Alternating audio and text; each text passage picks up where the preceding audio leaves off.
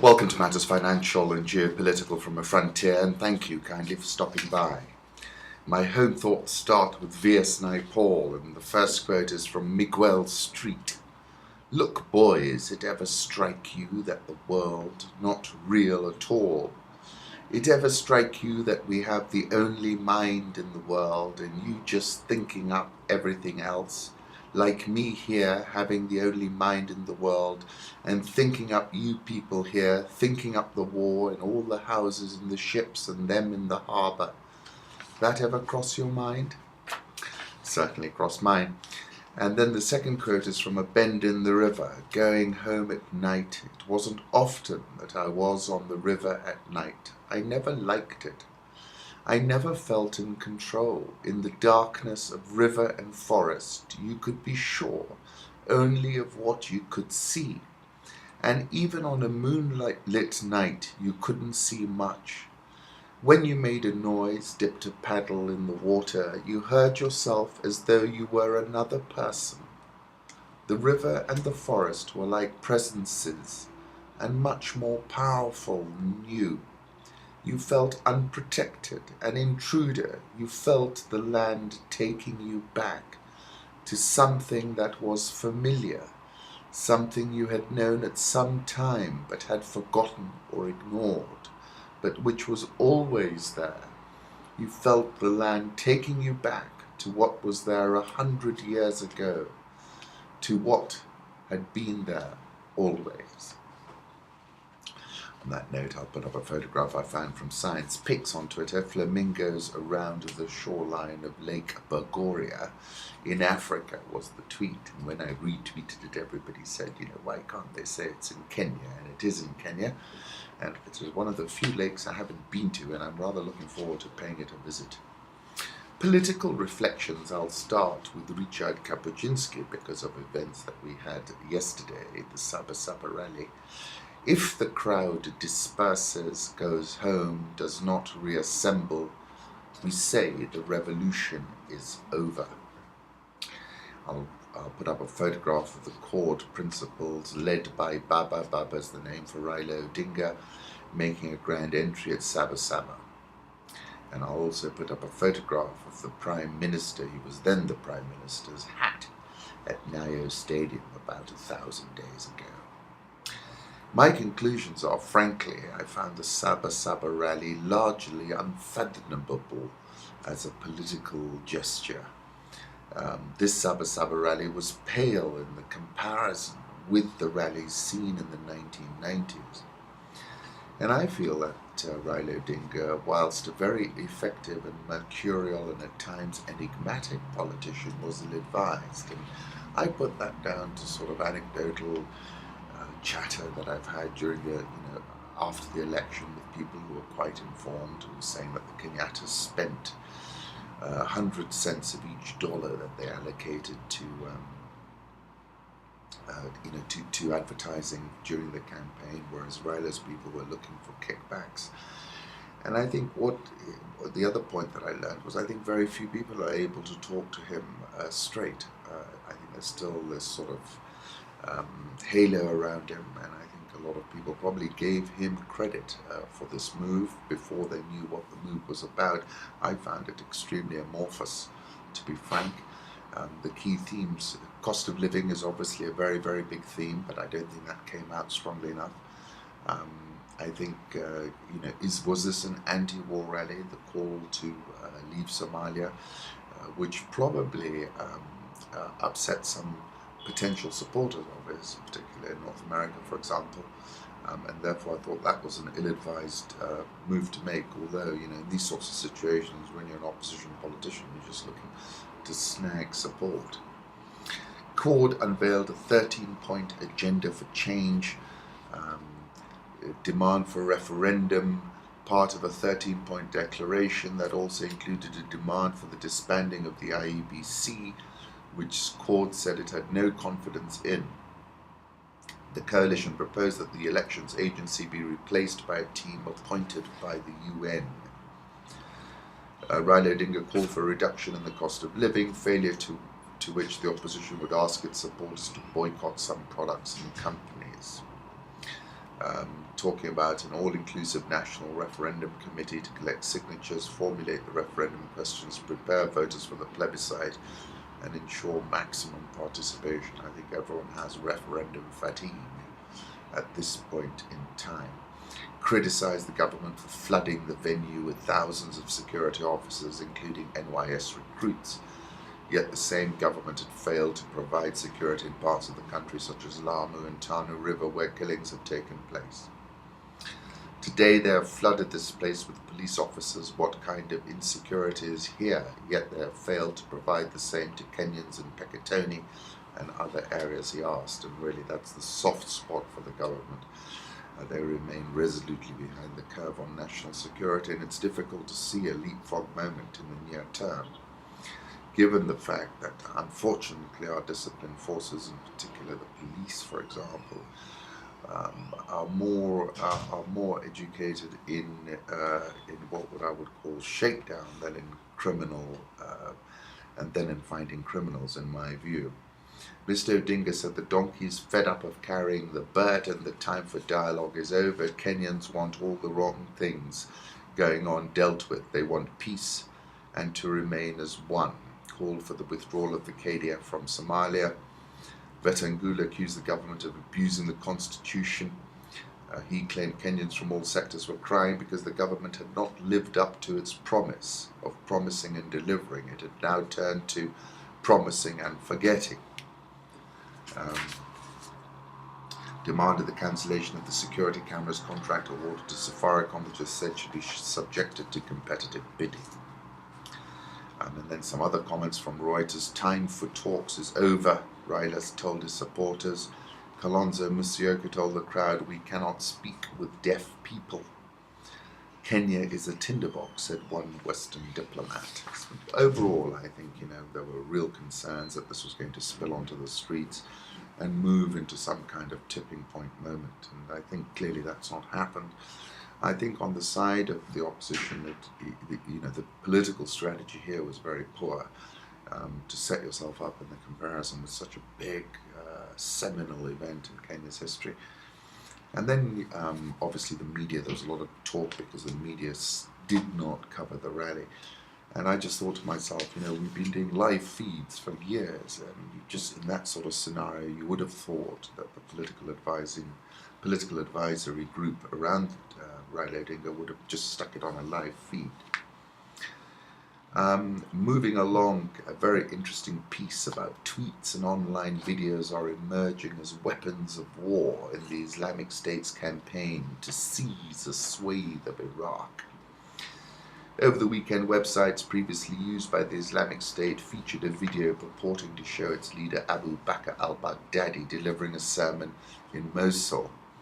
2 weeks ago, an audio recording posted online proclaimed a caliphate across the territory it holds in Iraq and Syria.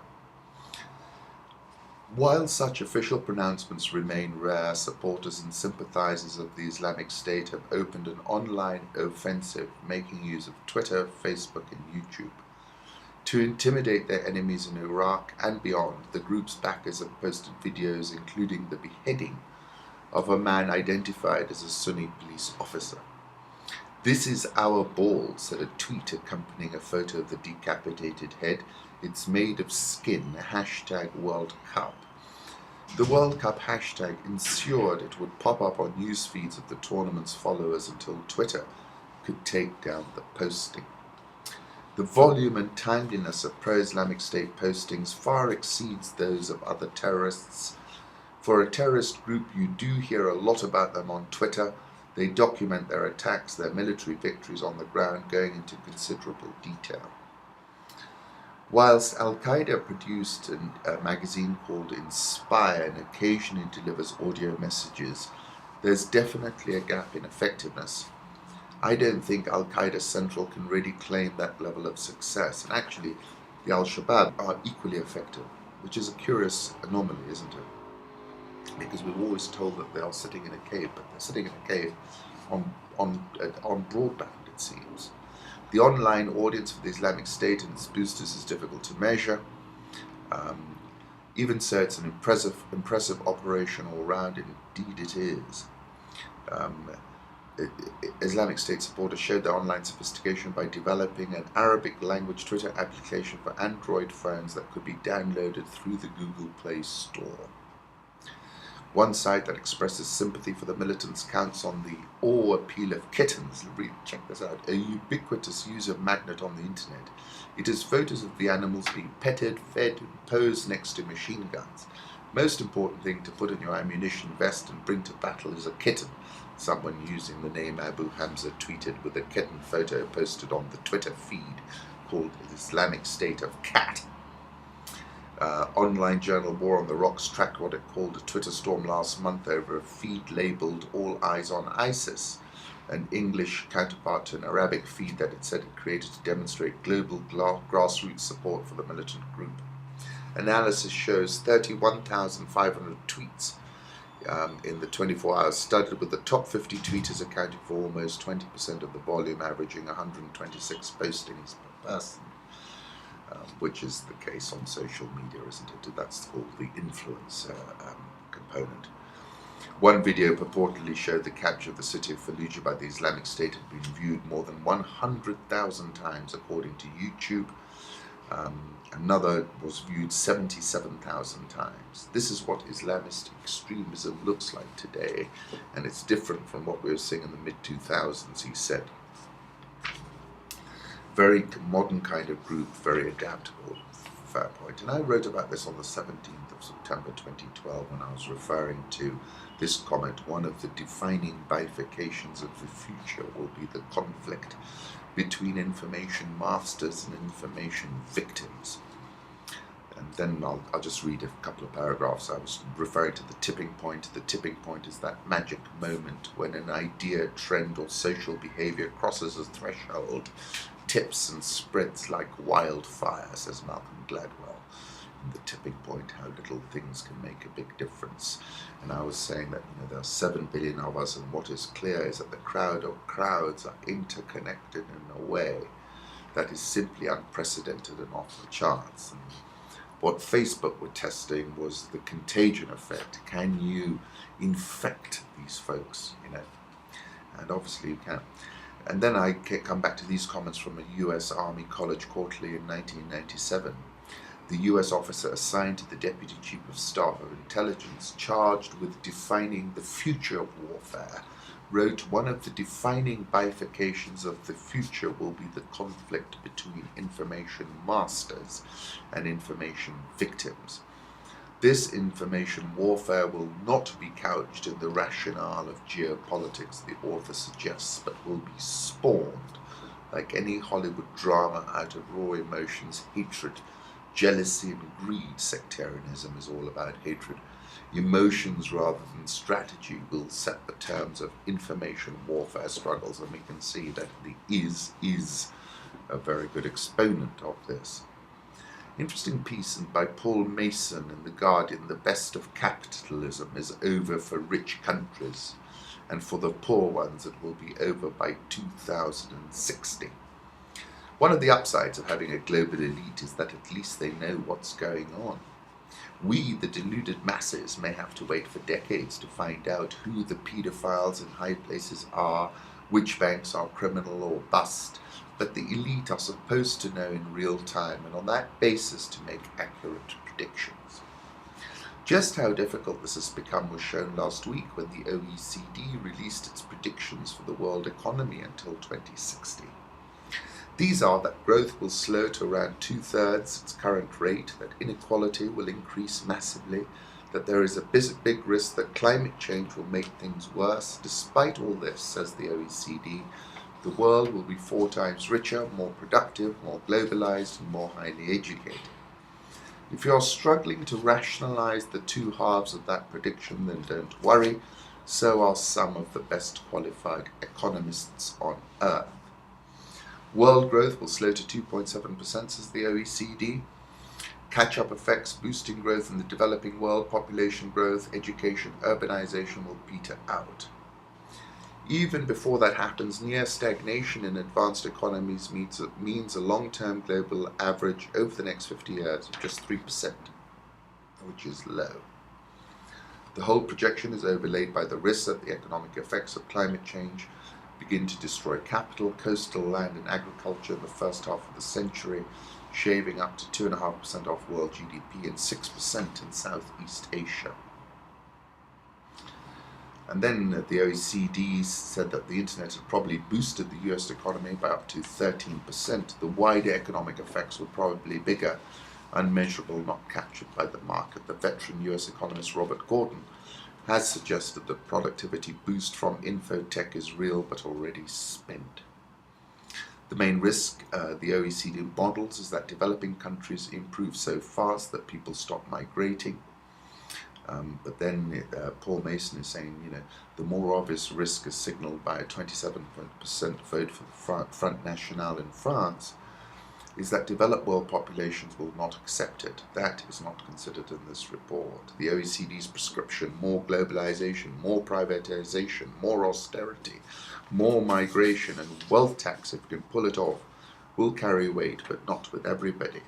The ultimate lesson from the report is that sooner or later, an alternative program, more of the same, will emerge, because populations armed, this is important, populations armed with smartphones and an increased sense of their human rights will not accept a future of high inequality and low growth. I think that's the key point, and particularly is going to be felt in Africa, where you've got this generation which is leapfrogged into the 21st century and whose expectations are extremely high. I'll put up a photograph of migrants scaling a fence at the Spanish city of Melilla in March this year. This photograph caught my attention from Stefan Arnaud. Syrians walk amid dust following a reported barrel bomb attack by government forces in Aleppo. Staying with the crowd, the 21st century crowd, Red Pepper in Uganda tweeted this photograph of Colombian fans welcoming their team, which returned from Brazil yesterday in the capital city of Bogota. And I was just looking at the size of the crowd for the Saba Saba crowd, and this was pretty compelling. And then I like this photograph. A young child looks on as older boys play football in Mogadishu, saying football has made a huge comeback in Somalia. It's a universal language, isn't it? The United Nations reports that by 2050, the number of people living in cities will have grown to 6.3 billion from 3.9 billion. Urban dwellers will constitute 54% to 67% of the world's population.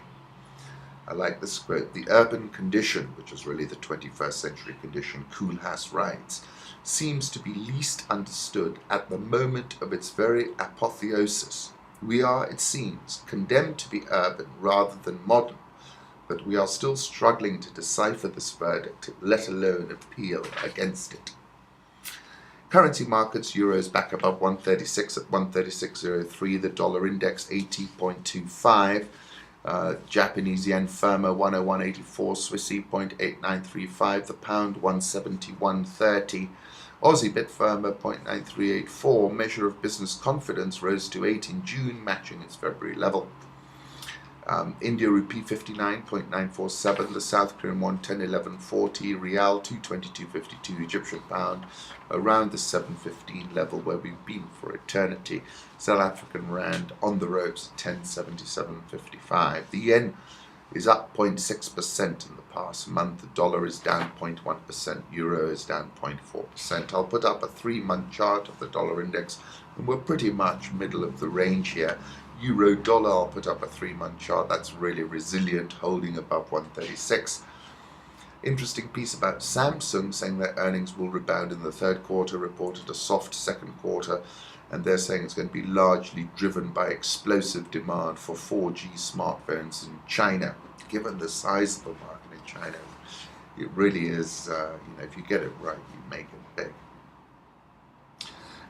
Samsung sold 10 million units of the S5 within 25 days of its global release. I have one. It really is fantastic, particularly the camera is what I like most. And then they've got many other aspects to it. Aggressive marketing of new TV sets using ultra-high definition. Apparently there's very strong demand for ultra-high definition TVs as well. Put up a photograph of a man walking past an advertisement for the Samsung Electronics Galaxy S5.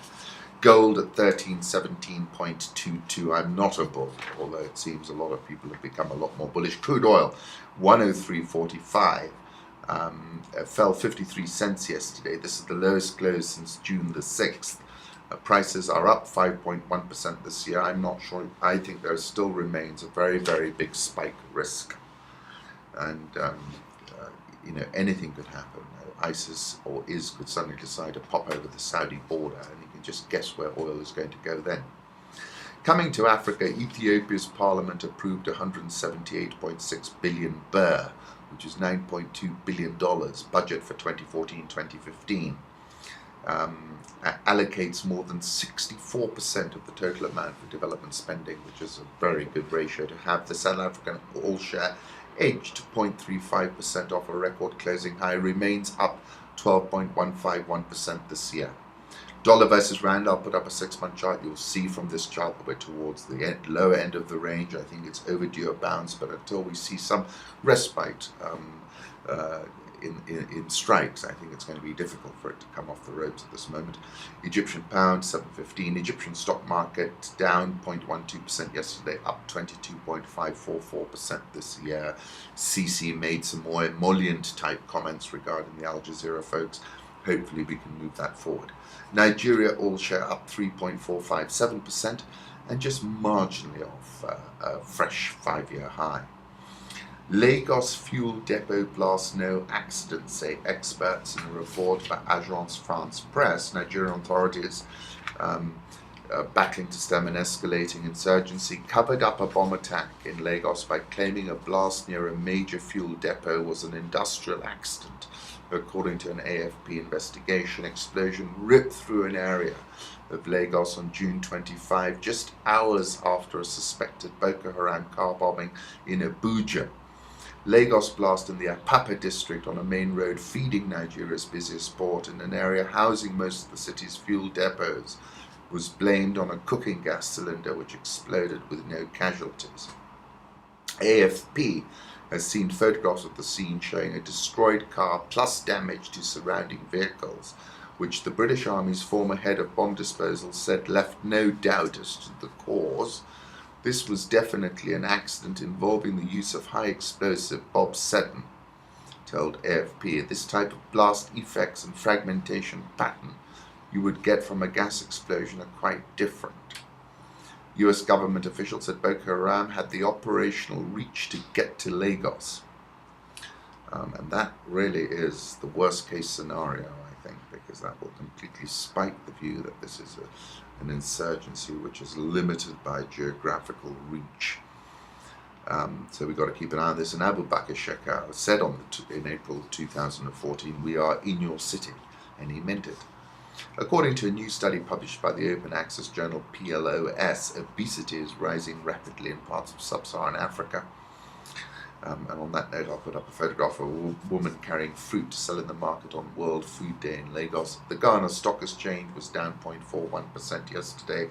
It's up 11.142% this year. But of course, worst performing currency in Africa, Ghana is treating a suspected case of the deadly Ebola virus. The health ministry said that marks an expansion of that virus.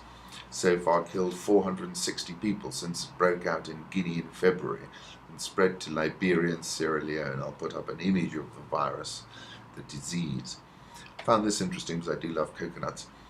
World consumption of coconut products is growing more than 10% a year. Production is increasing by only 2%. I'll put up a photograph of a worker collecting coconuts from the top of a tree at a coconut plantation in the Philippines. Another one of a coconut tree at sunset in Mombasa that I took over New Year. Sales of coconut water grew more than 23% last year in the US and Europe combined, surpassing $800 million according to New Nutrition Business. The only currency which has gained this year against the dollar is, curiously, the Malawian kwacha, which has gained about 8.8% year to date. OPEC member and gas exporter Algeria is in advanced talks for a first deal to start oil and gas exploration in Tanzania.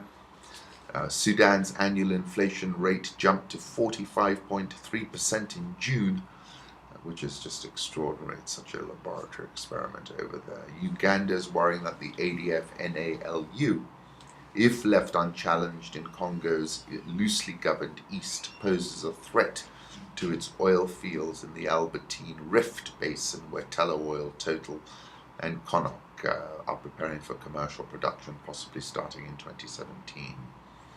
My weekend piece, we can't allow chaos, our economy is in a soft patch. On the 20th of January this year, I predicted that African equity markets will make it a 3-year bull phenomenon. It is said that bull markets must climb a wall of worry, and this year the equity markets in Africa have been rallying meaningfully. In Nigeria, the all-share closed at a more than 5-year high on Friday, with the equity market rallying more than 10% over the last 8 weeks, a period when the Boko Haram have ratcheted their insurgency a number of notches higher and have kidnapped girls. Nairobi's all-share touched a fresh record high last week and is up 11.3% so far this year, shrugged off a much more virulent Al-Shabaab and a very fluid security situation. Egyptian asset markets, probably with a lot of oil juice support from the GCC and the kingdom, love President Sisi. Egypt's EGX 30 has posted a 21.8% increase in 2014 through Monday morning. Down south, the South African all-share shrugged off a downgrade to sub-Saharan Africa's second biggest economy after Nigeria rebased its GDP, has been setting a winning streak of record closing highs all of last week and is now 12.6% higher this year.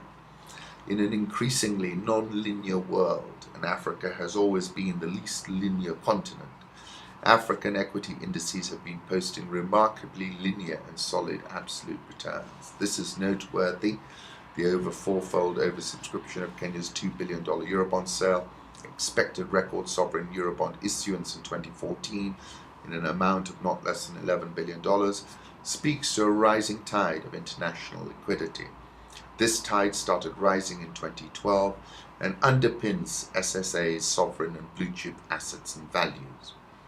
I believe we're in a secular bull move and in a very sweet spot. The subscribers to our Eurobond inform us further. The US bought 66%, UK 17%, EU 13%, Asia 3%, Africa 1%.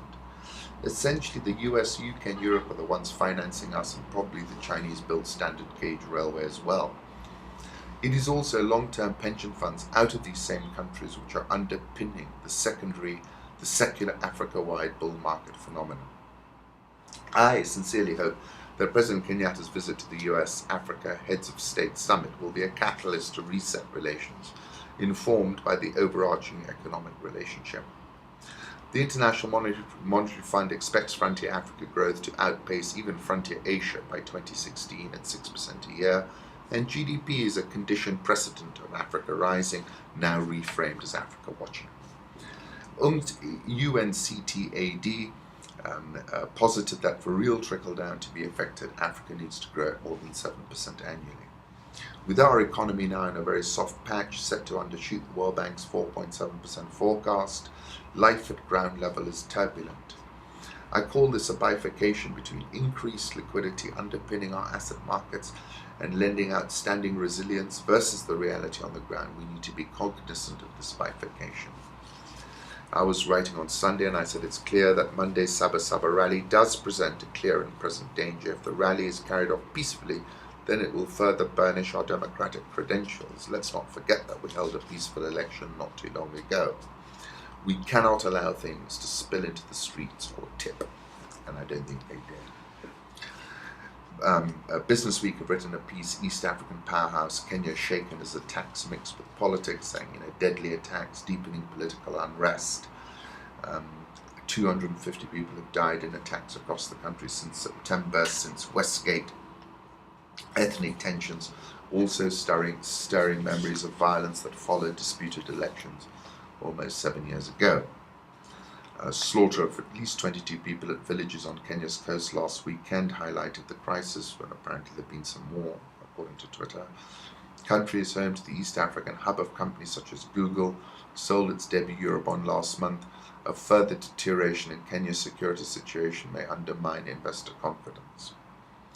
The security issues now from terrorism to community clashes over resources, general crime in the country and political tensions are unprecedented, and government capacity to deal with it is stretched, said Robert Bunyan.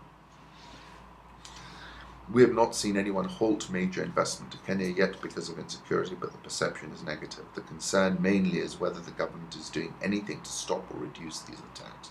The shilling briefly hit a 2.5-year low of 88.20 yesterday, down 1.9% so far this year, but extraordinarily resilient when you think about the events that we've seen. Foreign governments, including the UK, US, have warned their nationals to avoid travel to the port city of Mombasa. You can understand why now, given what's happened subsequent to those warnings. Talk about how we host IBM, Toyota, and the UN here. Tourism, very, very soft. And I concluded by saying, the resilience of the markets has been impressive. However, we still remain solidly behind the curve on national security. And I think until we see a significant gain on that front, we will remain precarious. I wrote about this on the 19th of May. The dashboard is blinking amber. Don DeLillo writes in Point Omega, when you strip away services, when you see into it, what's left is terror. This is the thing that literature was meant to cure, the epic poem, the bedtime story. And I concluded by connecting terror with the economy, saying, look at the world around you. It may seem like an immovable, implacable place. It is not. With the slightest push in just the right place, it can be tipped. Malcolm Gladwell, I'll put up a photograph of Westgate that I took. Kenya shilling below 88, 87.749. Bounced off that record, off that 2.5-year low from yesterday. Nairobi all share up 11.2477% in 2014. It'll be interesting to see how we react today. Nairobi NSE 20 down 1.177% in 2014. Obviously, yesterday was a classic day of headline event risk. And I think, as I said yesterday, the equity markets have exhibited a new resilience since Westgate. And this phenomenon has been seen across the continent. Nigeria is another example. Nevertheless, the market had not yet priced in a more serious contagion or a spilling into the streets type scenario. We didn't get that. And it looks as if the rally passed off peacefully. And therefore, I think we should see a good performance today. We saw heavy action yesterday. Big chunks of Safaricom traded, KCB and EABL. And that speaks to this blue chip asset values I was speaking to you about previously.